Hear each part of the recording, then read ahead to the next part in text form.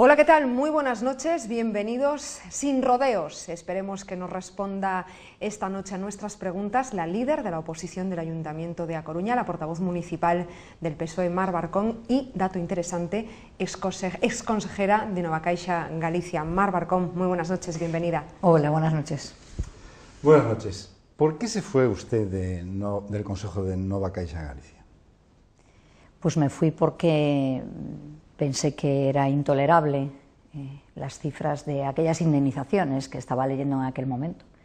Me fui porque podían suceder dos cosas: que yo, siendo miembro del Consejo, me hubiera pasado desapercibido la documentación relativa a esos contratos y a esas indemnizaciones, que las hubiese aprobado y debía dimitir, porque no se correspondía con lo que yo creía que debía de ser la resolución de esos contratos, o porque podía suceder lo que yo creo que ha sucedido, y me parece que eso es lo que dicen todos los consejeros, ¿no? Que no hubieran pasado por el Consejo de Administración con el detalle esas indemnizaciones, en cuyo caso debía dimitir también, porque no podía ser solidaria con una decisión que me parecía injusta, impúdica y autista con la realidad que nos rodea. Usted escribió en su blog sobre el papel y la responsabilidad del Banco de España. Mucha gente se pregunta: ¿de quién es la responsabilidad? ¿Usted a quién atribuye más responsabilidad? ¿Al Banco de España o a la Xunta, en la medida en que la Xunta, a través de la Consellería de Facenda, tutela las cajas de ahorros? Yo creo que es una responsabilidad compartida, ¿no? Yo creo que en flaco favor hacemos, además, y flaco servicio, sobre todo a los ciudadanos, si utilizamos esto de yo no tengo la culpa, la tienen los otros.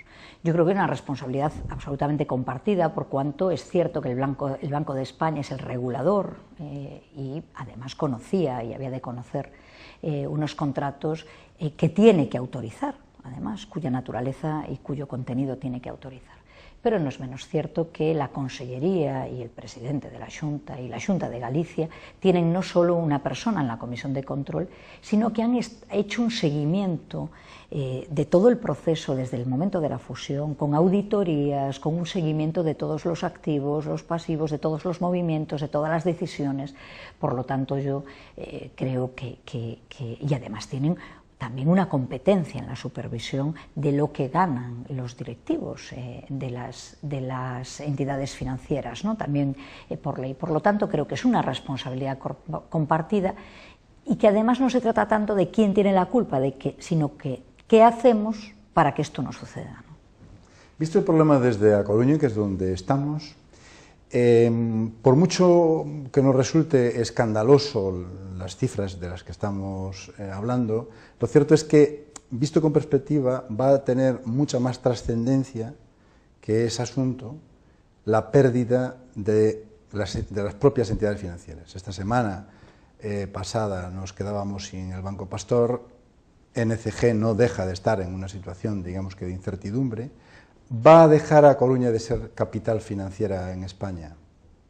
Bueno, yo creo que sin duda, claro, es una cuestión ética, ¿no? No solo ética, sino yo creo que de sentido común, de responder en el momento. Es decir, yo vuelvo a decirlo, no puede ser que Nova Caixa Galicia haya hecho un plan de austeridad y dos planes de bancarización, y en esos planes se les pida un esfuerzo a los trabajadores, que trabajen más horas y vendemos sucursales, y que en ese plan de austeridad no se recoja un recorte de las indemnizaciones. Pero dicho esto, lo que tiene de verdad una importancia y una trascendencia mucho más allá de unos días, unas semanas o unos meses, es efectivamente, yo creo que la pérdida de posiciones y la dilución del sistema bancario gallego, y por lo tanto cómo eso afecta a nuestra ciudad, en cuanto a que Coruña era sin ninguna duda la capital financiera de Galicia, y además una ciudad que destacó, ¿no?, por haber nacido en ella el germen de entidades financieras muy importantes.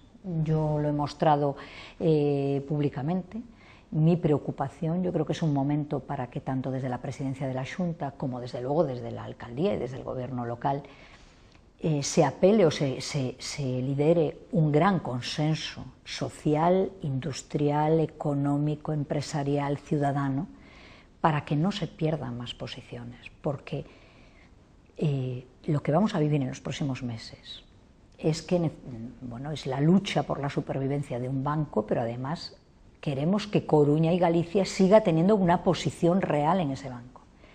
Pero además tenemos el caso del Pastor, en el que cualquier empresario gallego o coruñés que tiene una póliza de crédito de 10 o de 15 millones, hablo de los empresarios pues de inmobiliarios o de tejido industrial o del comercio, de lo que sea, con el Pastor, hasta ahora sabía que las decisiones sobre sus créditos se tomaban en Coruña, pero ahora no.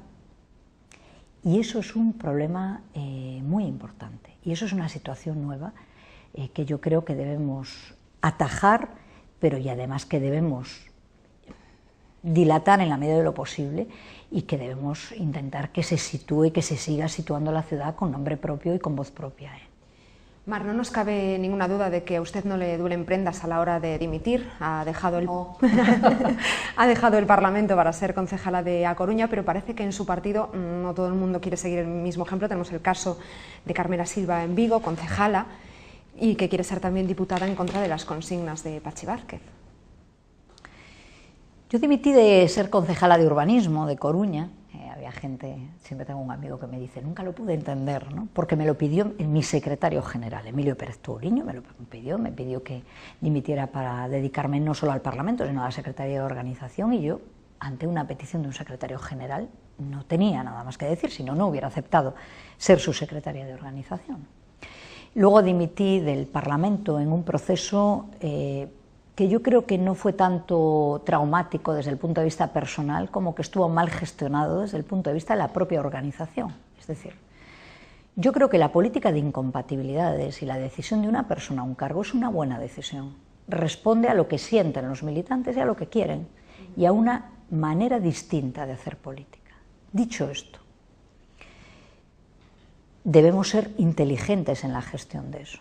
Yo creo que Carmela Silva es una magnífica política. Y yo creo que si la colocamos en el centro de la polémica, la descuartizamos públicamente y le hacemos un flaco favor al Partido Socialista. Y además le decimos a los votantes que estamos vigilando a Carmela Silva porque no nos fiamos de ella. ¿Cómo se van a fiar entonces los electores? Por lo tanto, yo creo que hay que hacer una gestión cuidadosa de la política de incompatibilidades. Yo creo que todo el mundo la tiene interiorizada. Yo creo que es posible que haya excepciones. Por cierto, yo reclamaría que las excepciones fueran para los compañeros que están en la oposición y que necesitan más proyección política y no precisamente para quienes tienen, bueno, pues tareas de gobierno y en varios lugares. Pero en cualquier caso, lo que yo me niego es a que sigamos hablando de esa frase porque era una de nuestras fortalezas y yo creo que con una cierta torpeza por todos los lados la hemos convertido en una debilidad. Después de 28 años de gobiernos socialistas, a usted le ha tocado liderar el partido, liderar la oposición en un momento muy distinto. ¿Qué se siente después de haber formado parte, digamos, que del éxito del partido en esta situación que no es precisamente la misma, ¿no? Bueno, pues se siente, por encima de todas las cosas, responsabilidad. Responsabilidad porque ser oposición significa controlar, hacer un seguimiento, criticar, ¿no?, las decisiones del gobierno, ¿no?, hacerle un seguimiento y un control, para eso está la oposición, pero significa sobre todo construir una alternativa de gobierno. Y más si ha sido gobierno durante 28 años.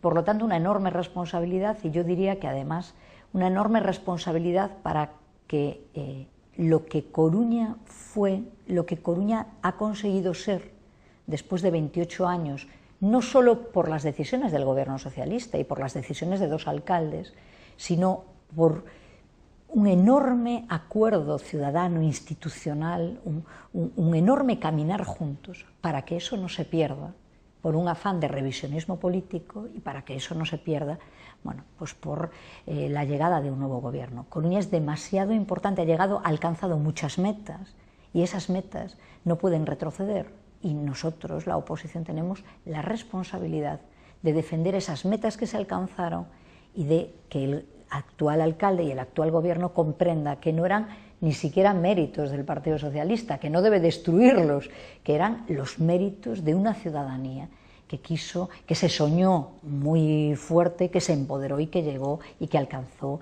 bueno, lugares muy importantes. Mari, ¿se siente usted la persona capaz de ocupar el liderazgo que tuvo Paco Vázquez en el socialismo coruñés, en el PSOE coruñés? Bueno, yo me va a permitir que no se me ocurre compararme desde luego con Paco. No se me ocurre, no se me pasa por la cabeza, porque yo sé quién era Paco Vázquez, ¿no? Y quién es Paco Vázquez. Era un político cuya dimensión y proyección llegaba mucho más allá de su cargo, ¿no? Mucho más allá de la alcaldía, mucho más allá del socialismo gallego. Tenía una proyección, bueno, como todos lo vimos. Yo de lo que me siento capaz es de trabajar para que los compañeros y las compañeras, tanto del grupo municipal como de la agrupación local, sepamos estar a la altura de un momento difícil, pero desde luego que han tenido otros socialistas momentos mucho más difíciles. Hubo gente que fue a la cárcel por defender las ideas que nosotros estamos defendiendo.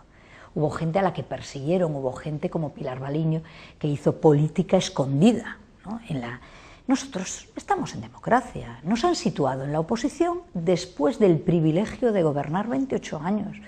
Estamos de pie, tenemos ideario, tenemos propuestas, tenemos interlocución social, tenemos recursos humanos, por lo tanto, no tenemos una situación peor, y de eso sí que me siento capaz. ¿Y desde la oposición usted cree que el PSOE ha roto con el vazquismo en Coruña? Bueno, yo no creo que haya que romper con el vazquismo, sería absurdo, ¿no? Sería absurdo. ¿Para qué vamos a romper con una parte de lo que hemos sido y una parte de lo que ayudó a esta ciudad a construir bueno, pues un proyecto del que todos y todas nos sentimos orgullosos, ¿no? Yo creo que el vazquismo era una manera, ¿no? O la manera a la que todo el mundo se refería para entender ese proyecto socialista gestionado y liderado por Paco Vázquez. No está Paco, y ahora hay un proyecto socialista del siglo XXI, de este primer tercio del siglo XXI, que tenemos además que reformular con la complicidad de muchos sectores sociales que miran para nosotros y nos dicen, bueno, vale, perdisteis, vale. Los ciudadanos hemos dicho que esa propuesta no nos gustaba mucho, pero estáis ahí, tenéis muchos elementos que todavía consideramos válidos, y más en un momento de crisis, y más en un momento de riesgo del estado del bienestar. Proponednos y dejadnos participar con vosotros, ¿no? Y con este proyecto socialista del siglo XXI, que además en el PSOE apuesta mucho por las mujeres, ¿usted se ve alcaldesa?